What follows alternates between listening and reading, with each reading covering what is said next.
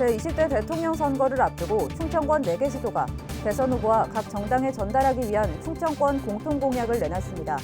어떤 내용이 담겼는지 알아봤습니다. 아산시가 버스와 택시 정류장 등 다중이용시설물에 대한 사물 주소판을 설치했습니다.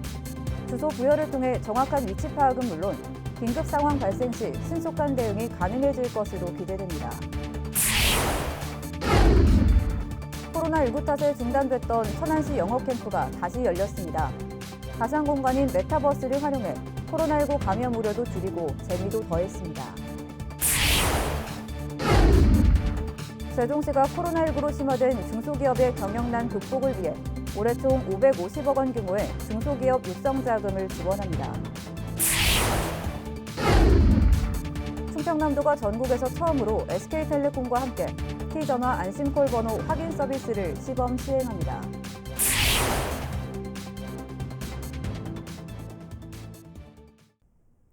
시청자 여러분 안녕하십니까? BTV 뉴스 특보입니다. 향후 대한민국의 5년을 좌우할 제20대 대통령 선거가 이제 2달도 채 남지 않았습니다. 이런 가운데 충청권 4개 시도가 대선 후보와 각 정당에 전달하기 위한 충청권 공통공약을 내놨는데요. 세종과 충남의 대표 건의 사업은 무엇이 있는지 김우순 기자가 취재했습니다. 충청권 4개 시도지사가 제20대 대선 후보들에게 충청권 공동공약을 건의하기 위해 세종시청에 모였습니다. 이날 이들이 제안한 과제는 충청권 핵심 과제 2건과 4개 시도별 지역 과제 각각 3건씩 모두 14건입니다. 첫 번째 핵심 과제는 행정수도 명문화를 위한 개헌, 수도에 관한 사항을 법률로 정하도록 헌법에 명시해 행정수도에 대한 헌재 위헌 결정을 해소하자는 게 핵심입니다. 헌법을 개정해서 대한민국 수도조항을 신설함으로써 행정수도 세종 완성의 발판을 마련하고 골고루 잘 사는 대한민국을 만드는 것이 시대적 요구입니다. 두 번째 핵심 과제는 수도권 공공기관의 2차 지방 이전으로 혁신도시를 조기 완성해 충청권 메가시티의 핵심 축으로 구축하자는 내용이 담겼습니다. 그렇다면 세종과 충남의 지역 과제엔 무엇이 있을까? 우선 세종시는 세종 미디어 단지, 일명 세종 미디어 콤플렉스 조성을 비롯해 충청권 국립 감염병 전문병원 건립과 충청권 광역철도 조기 건설 및 수도권 전철 연장을 건의했습니다. 앞으로 뉴스 중심축이 될 행정수도 세종에서 신속 정확한 취재와 보도가 가능하도록 국가 차원의 미디어 단지 조성이 필요합니다. 또 충남도는 충청권 지방은행 설립 추진과 충청권 국가 탄소 중립 클러스터 구축, 중부권 동서 횡단철도 건설을 건의했습니다. 기존 남북초보지 교통망에서 소외된 동서초 광역 입체 교통망을 확충하는 것은 중부권 교통 물류망과 중부 경제권 형성을 가져오고 국가 균형 발전을 도모하는 중요한 방안이 될 것입니다. 충청권 4개 시도는 이들 공약을 각 정당 대선 후보들에게 전달하는 한편 향후 실행력 담보를 위한 공동의 노력을 전개하자는 데 의견을 모았습니다. BTV 뉴스 김우순입니다. 세종시가 코로나19로 심화된 중소기업의 경영난 극복을 위해 올해 총 550억 원 규모의 중소기업 육성 자금을 지원합니다. 구체적으로는 창업자금 60억 원과 경쟁력 강화 자금 110억 원, 혁신형 자금 120억 원, 기업회생 자금 10억 원 등이며 대출금리는 1.46%에서 2.55% 수준입니다. 자금 신청은 오는 20일부터 가능하며 자금이 소진될 때까지 연중 수시로 접수할 수 있습니다. 지원 대상은 신청이 현재 세종시에 사업장을 둔 제조업이나 건설업, 지식서비스 산업 등 중소기업이며 기업당 최대 3억 원에서 20억 원까지 지원합니다.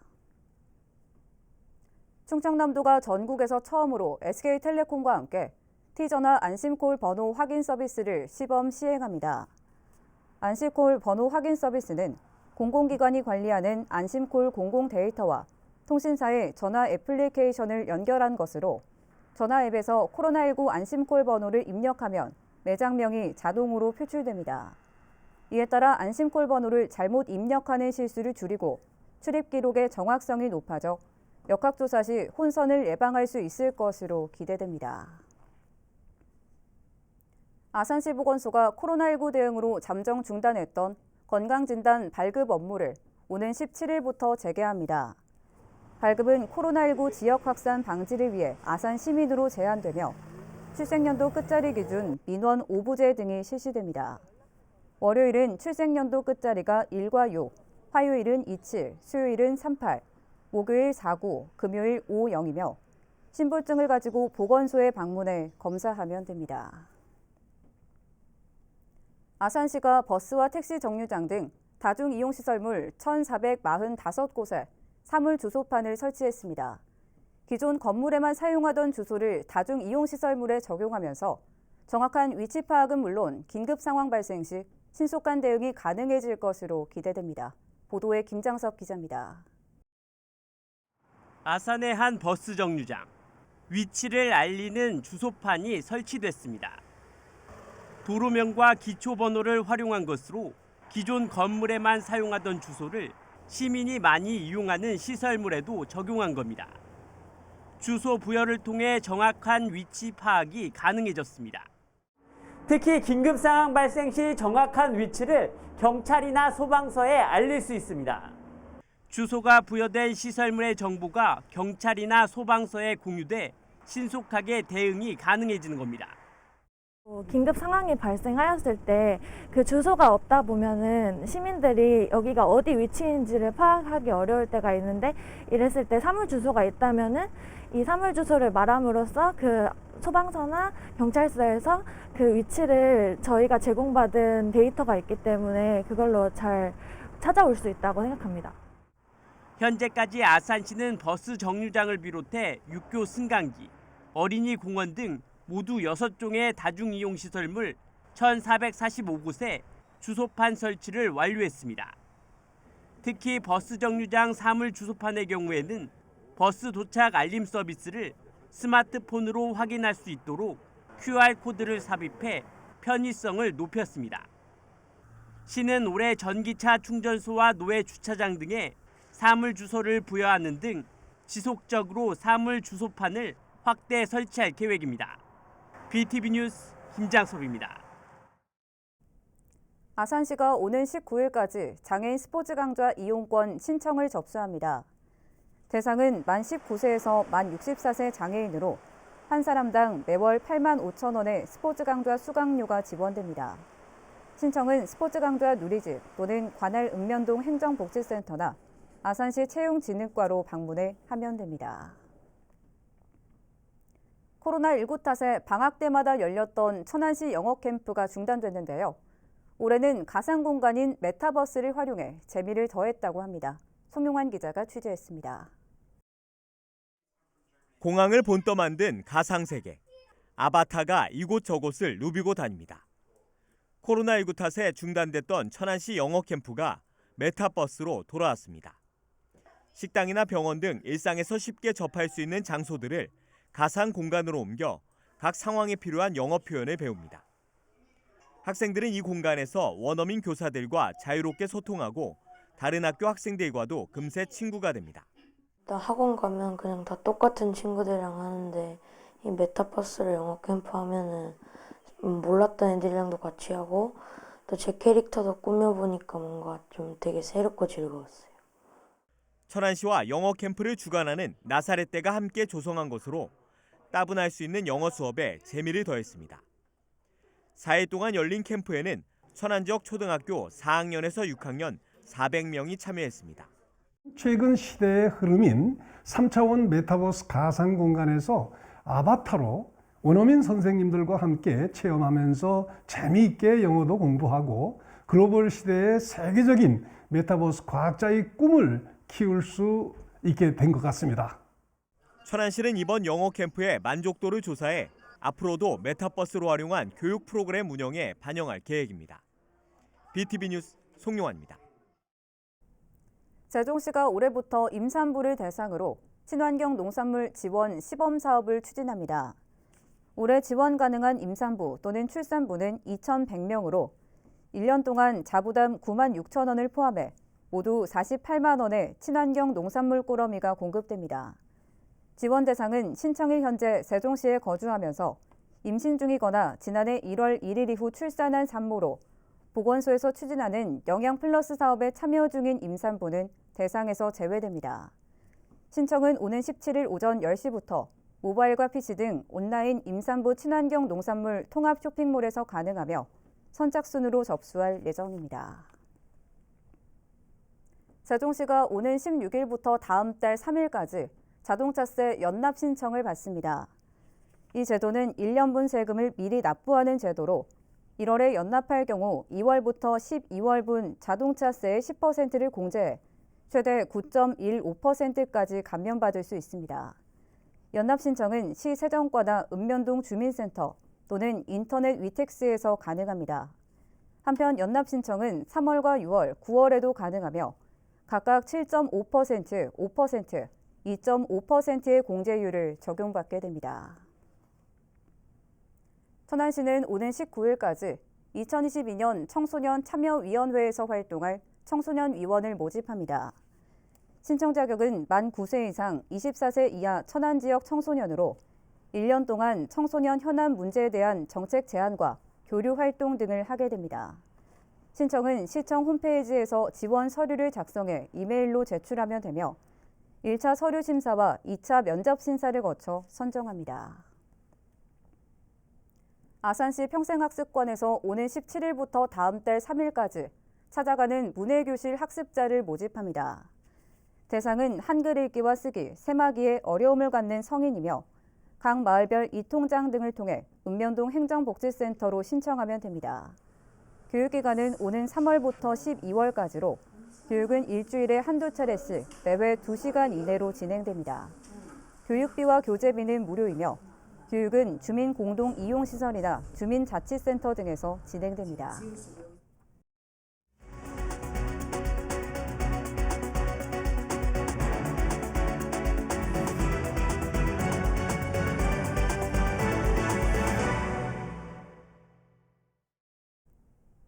세종시 자치경찰위원회가 출범한 지 어느덧 반년이 지났습니다.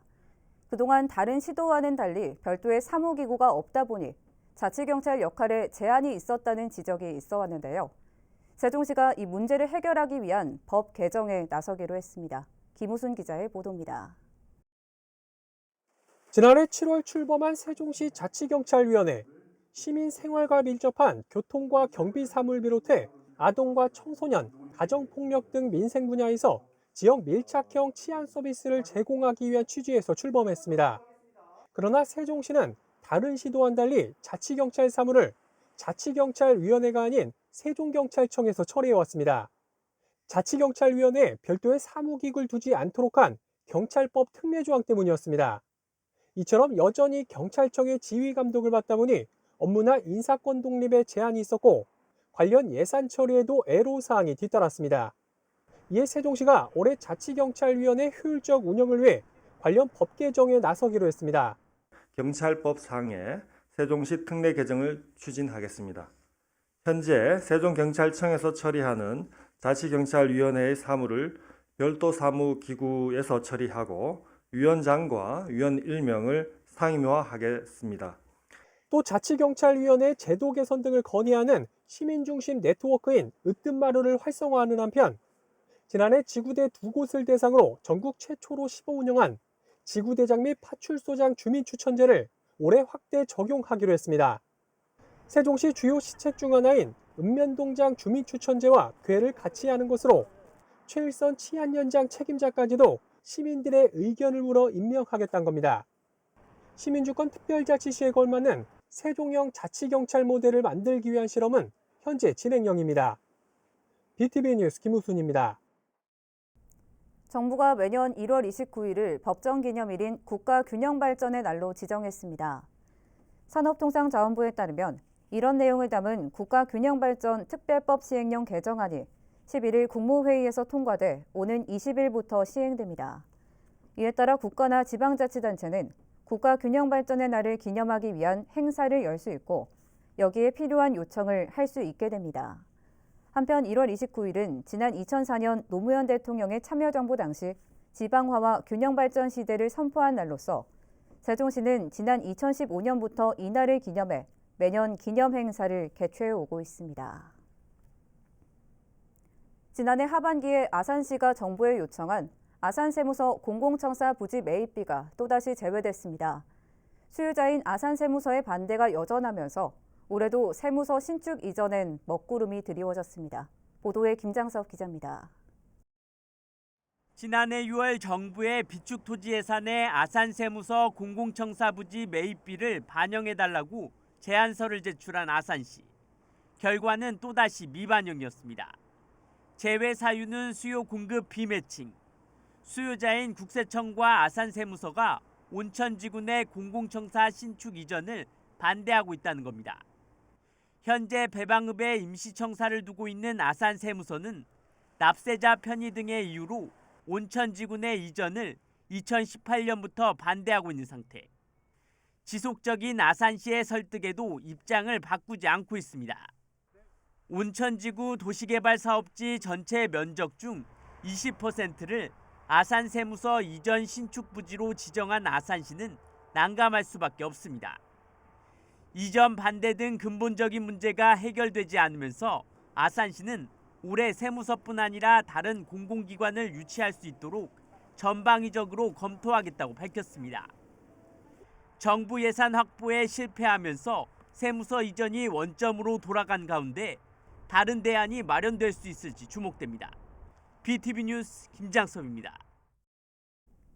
충청남도가 설 명절을 앞두고 도내 중소기업에 특별 경영 안정자금 50억 원을 지원합니다. 대상은 도 정책자금인 일반 제조업 경영 안정자금을 대출받은 후 금융기관과 약정한 대출기간이 종료되지 않은 근로자 수 10인 미만 기업입니다. 업체당 지원 금액은 최대 1억 원으로 대출기간 2년간 2%포인트의 이자를 도에서 보전해 줍니다. 신청기간은 12일부터 16일까지입니다. 아산시가 코로나19로 경제적 어려움을 겪는 소상공인을 대상으로 소상공인 특례보증을 실시합니다. 시는 우선 올해 1차분 30억 원을 충남신용보증재단에 출연한 뒤 협약을 통해 연간 360억 원을 시중은행에서 2%대 저리로 대출받을 수 있도록 했습니다. 소상공인 1인당 특례보증 한도는 기존 3천만 원에서 5천만 원으로 상향됐으며 채무 부담을 경감시키기 위해 2년 거치 3년 균분 상환으로 지원을 강화했습니다. 신청 대상은 시에 사업장을 두고 있는 소상공인으로 12일부터 충남신용보증재단에서 접수가 가능합니다. 한편 아산시는 지난해 충남신용보증재단과 소상공인 특례보증 지원 업무 협약을 체결하고 소망대출을 포함해 총 1,926건, 379억 원의 특례보증을 지원한 바 있습니다.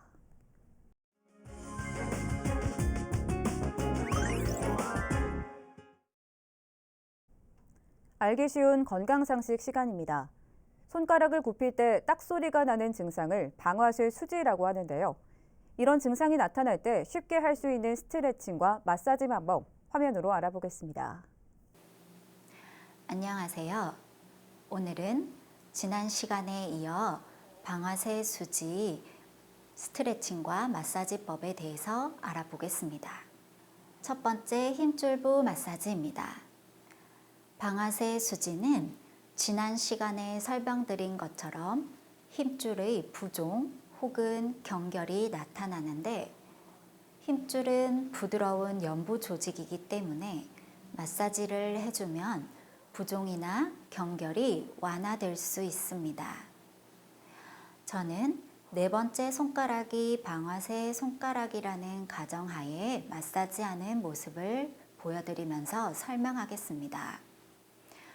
손바닥을 살짝 접었을 때 손바닥에 가로로 주름이 지는 부위에 반대편 손을 놓아줍니다.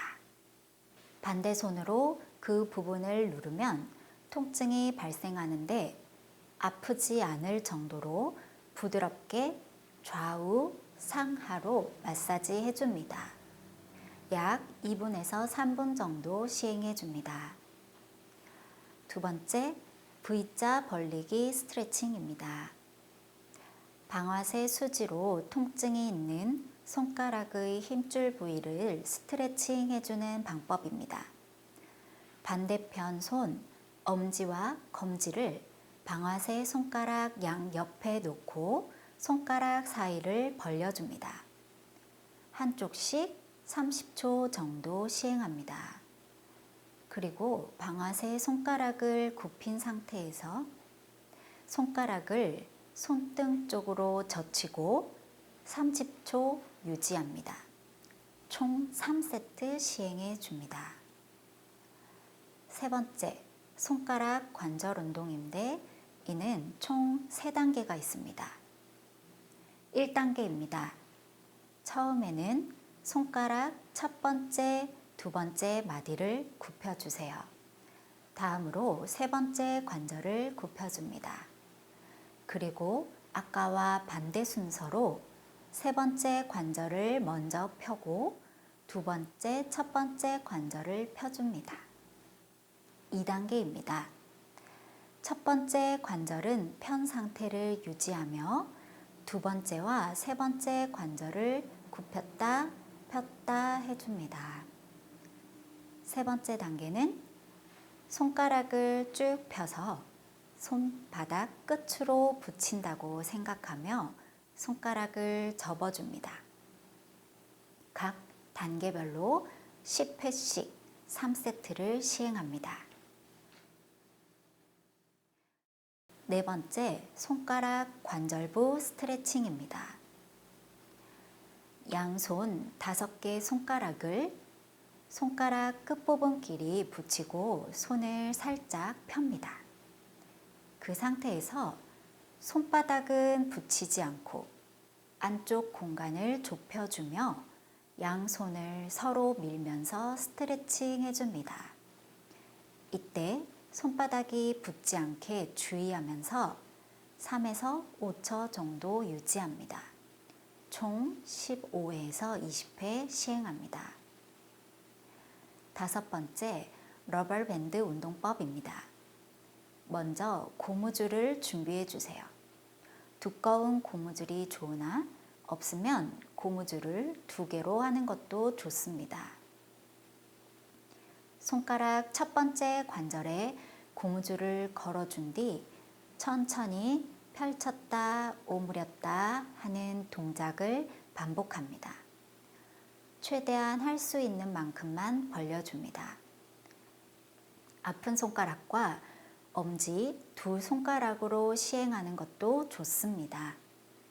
20회씩 3세트 시행합니다.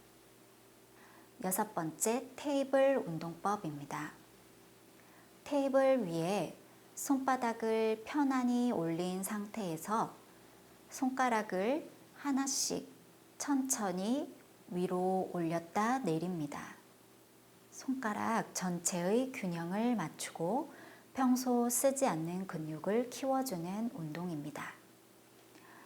오늘 가르쳐드린 마사지와 스트레칭법 어렵지 않으니 손을 많이 사용하시는 분들은 꼭 자주 하셔서 건강한 손을 유지하시길 바랍니다.